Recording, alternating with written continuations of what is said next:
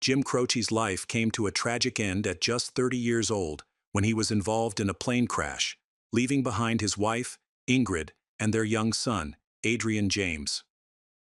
However, the heartbreaking details surrounding this dreadful incident are less well known. Jim was an emerging talent in American folk and rock music, renowned for his songs like Bad, Bad Leroy Brown, and I Got a Name. And what is the secret behind his accident? Let's find out together right now. Born on January 10, 1943, Jim Croce grew up in a close-knit Italian-American family in South Philadelphia. However, music was his true calling. While raised in Upper Darby, just outside Philadelphia, Jim immersed himself in a diverse musical landscape, influenced by everything from opera to jazz. It was a guitar gift from his parents that opened the door to genres like R&B, rock and roll, blues, and folk, shaping his unique sound that would propel him to fame. Despite his passion for music, Jim's parents envisioned a different path for him. After completing his education at Malvern Preparatory School, he enrolled at Villanova University, aiming to study psychology and German. As the first in his family to attend college, his academic journey was impressive, but it wouldn't overshadow his musical dreams for long. At Villanova, Jim didn't just blend in as a student. He took on the role of a disc jockey for the campus radio station, WKVU. One of the highlights of his radio career was interviewing Mississippi John Hurt, a musical icon for him. Their jam session left a lasting impact, reminding Jim of his true aspirations. When he wasn't hitting the books, he led the Villanova Singers, the college choir, sharing his voice on campus and beyond. He also performed with a group known as the Villanova Spires, which had a side project called the Coventry Lads, where he began to embrace the spotlight more fully. Jim and his college choir buddies impressed Villanova so much that they selected them for a foreign exchange tour.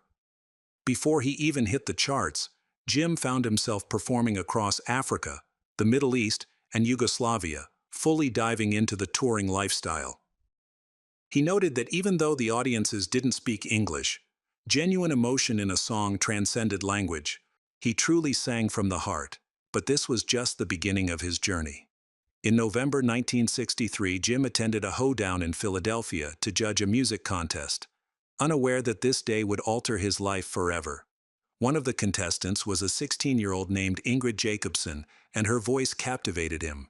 After her performance, Jim, usually a smooth talker, stumbled over a microphone cord and then fumbled his words as he awkwardly suggested she consider singing rock and roll.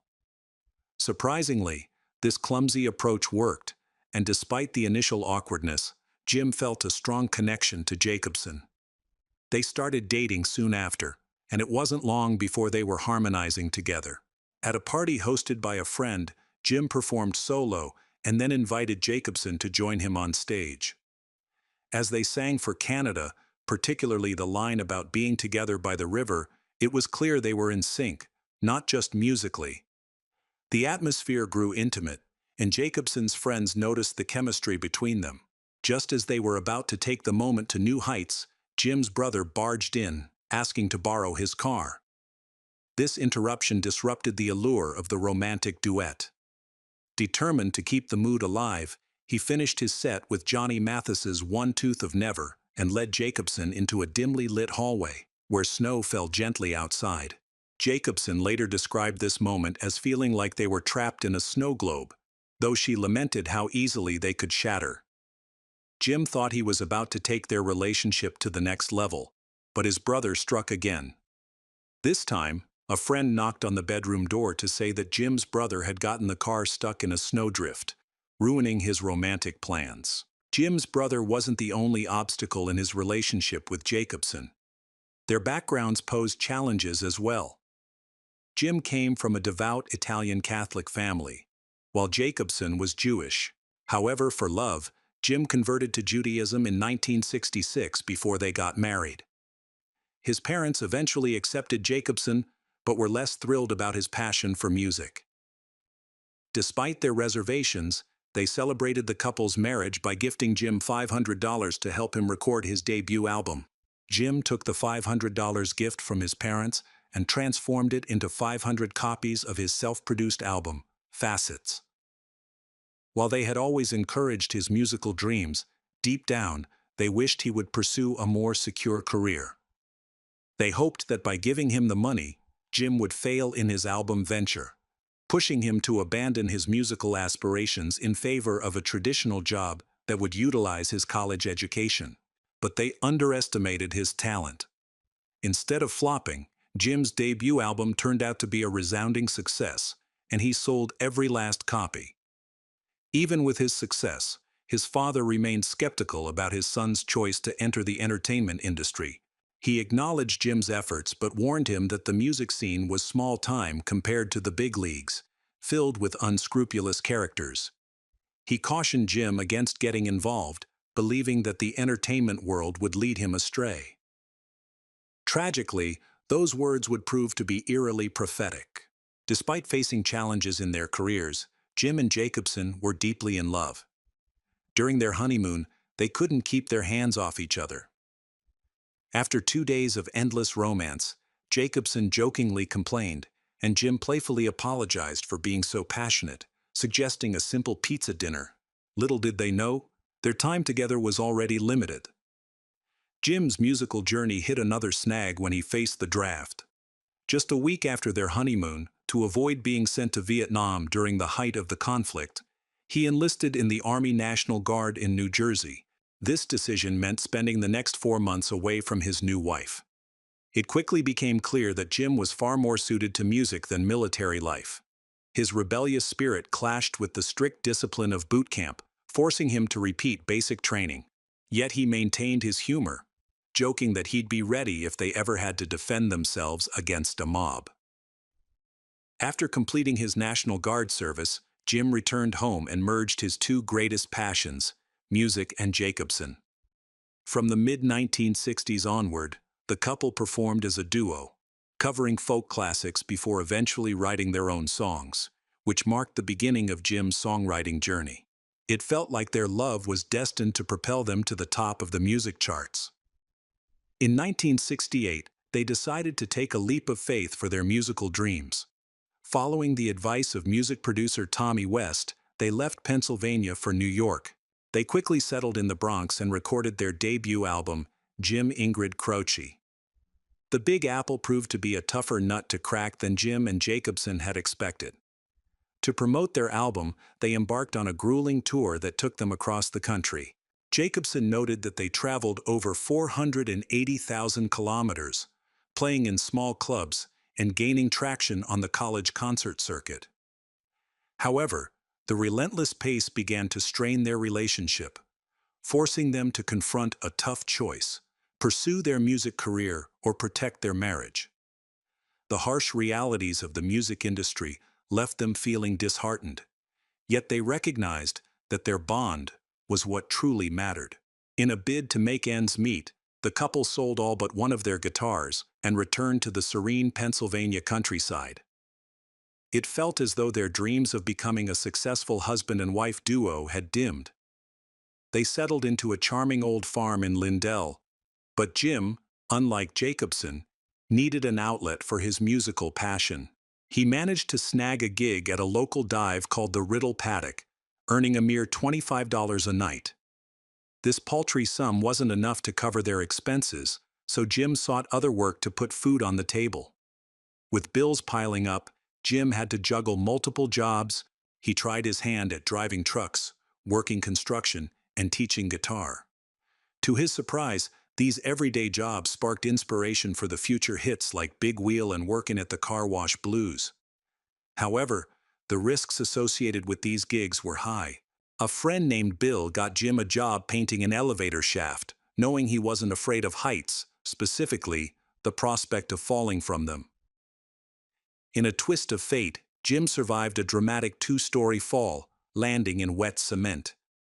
He later joked about it as one of his more memorable mishaps. Bill also recounted a close call when Jim nearly missed a pivotal moment in his life. One day, Jim came to assist Bill with a new roof. They spent the day drinking and hammering, though it quickly turned into more drinking than actual work. Bill remembered the moment vividly. He turned his back for just a second, only to hear a sudden whoosh. When he turned around, Jim had vanished from his spot, teetering on the edge of the roof. Despite the frightened look on Jim's face, he still held onto his drink tightly, which proved his wild spirit. Bill rushed to help his friend Jim, but he arrived too late. By the time he reached the edge of the roof, Jim was hanging on by the gutter pipe, one hand gripping it while the other reached up, still clutching a glass. Bill noted that Jim's grip was slipping. Sure enough, Jim lost his hold and fell. In a surprising twist, Bill later recounted that Jim executed a perfect backflip and landed on his feet, miraculously managing not to spill a single drop of his drink.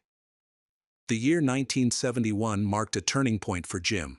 His wife, Jacobson, was expecting their son, Adrian James, and he realized that his aspirations of turning folk dreams into rock stardom were fading. However, inspired by his daily life, he recorded a cassette of new songs and sent it to a friend in New York. This move would change everything for him. The cassette caught the attention of a major label. Between 1972 and January 1973, he released 2 albums, You Don't Mess Around with Jim and Life and Times, both of which featured hit singles that climbed into the top 10 on various charts and became radio favorites. One song stood out, Time in a Bottle.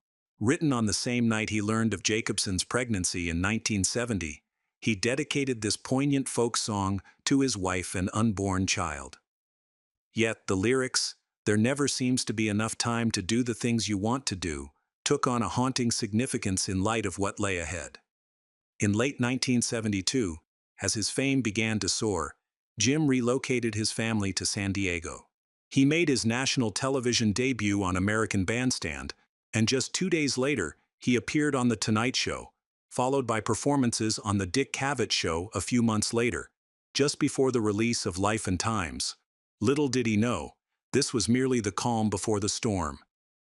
With his rising popularity, Jim embarked on a nationwide tour with his guitarist, performing at college campuses, coffee houses, and festivals. Despite his dreams coming true, Jim's financial situation remained unstable.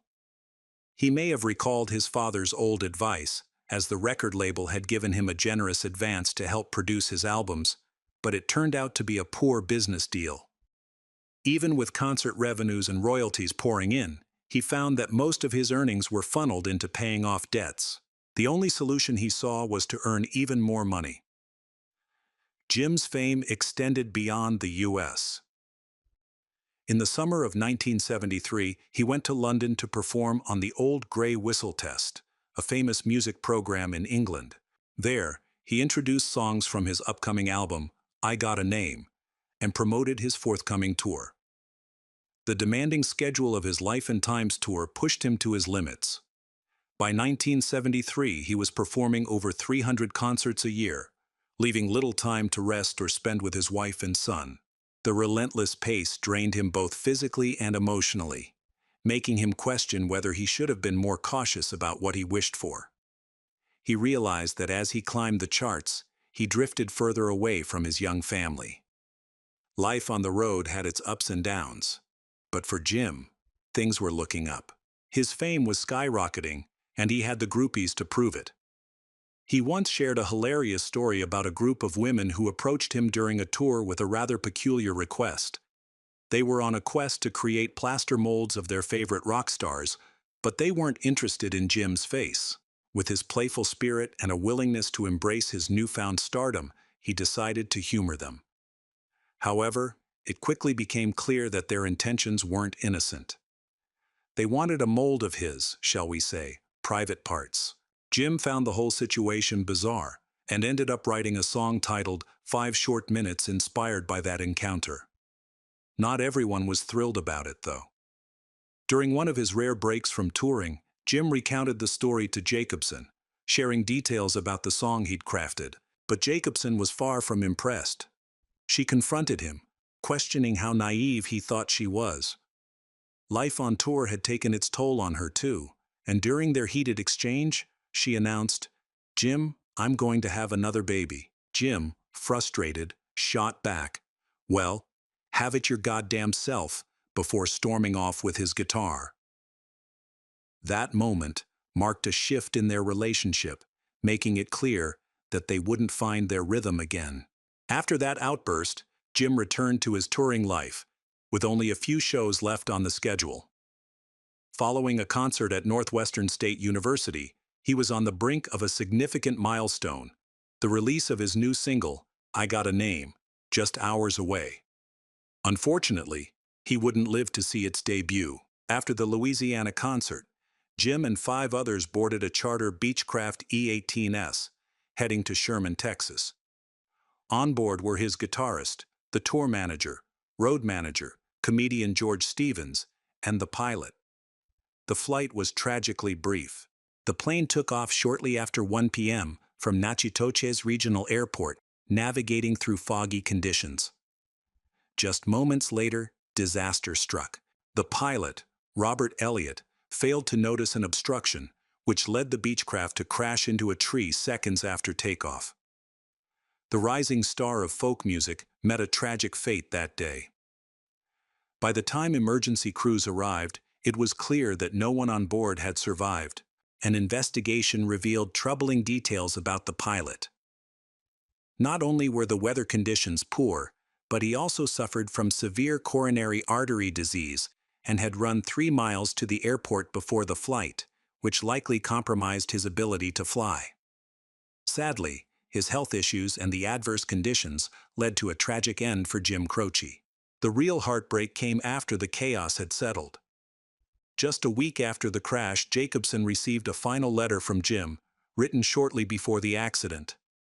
In it, he expressed his desire for a different life upon his return, promising that they would build a future together. He mentioned stepping back from his fame and leaving music behind. The letter closed with a haunting line. "Remember, it's the first 60 years that count, and I've got 30 to go, just as planned." Even in the wake of tragedy, Jim's record label launched "I Got a Name" the day after the crash. The heartbreaking events from the previous night transformed this timely song into a heartfelt anthem for fans mourning his unexpected loss. His son, Adrian James, captured the essence of his father's journey perfectly, noting that it took a decade for Jim to achieve what many see as an overnight success. And indeed, he found great success. That wraps up our video on Jim Croce.